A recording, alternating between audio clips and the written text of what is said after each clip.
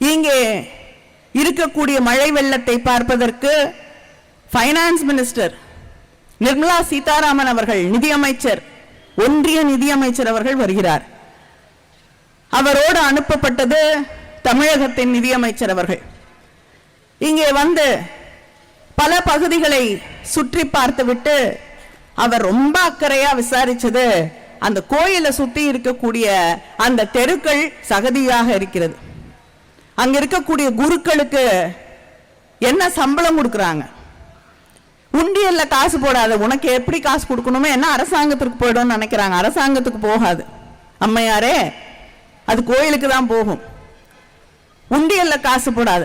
இதுதான் அங்கே கோயில்ல இருக்கக்கூடிய குருக்களுக்கும் அந்த தெருவை சுற்றி, அந்த கோயிலை சுற்றி இருக்கக்கூடிய தெருவிலே சகதி இருக்கிறது என்பது பற்றி மட்டும்தான் ஒன்றிய நிதி அமைச்சருக்கு கவலை.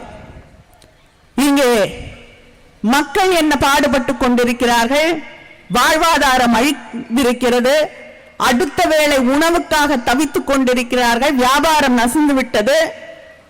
எத்தனை சகோதரிகள் வீட்டுல மாவு அரைத்து விற்று அதில் வரக்கூடிய வருமானத்தை வைத்து குடும்பத்தை நடத்தி கொண்டிருக்கக்கூடிய பெண்கள் தண்ணி கிரைண்டர் பயன்படுத்த முடியவில்லை, பழுதாகி விட்டது.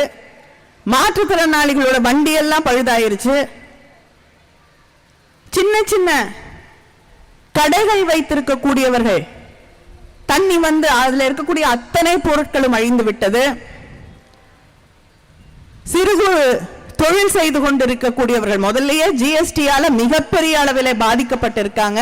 எந்த ஊருக்கு போனாலும் அவர்கள் சொல்லக்கூடியது பழைய கணக்கெல்லாம் எடுத்து வைத்துக் கொண்டு, எங்களுக்கு முதல்ல புரியல ஜிஎஸ்டினா, அதெல்லாம் எடுத்து வச்சுட்டு லட்சக்கணக்கில் எங்களுக்கு ஃபைன் போடுறாங்க, நாங்க எப்படி வாழ முடியும் என்று இன்று வரை ஜிஎஸ்டியால கண்ணீர் சிந்திக் கொண்டிருக்கக்கூடிய நிலையை பார்க்கிறோம்.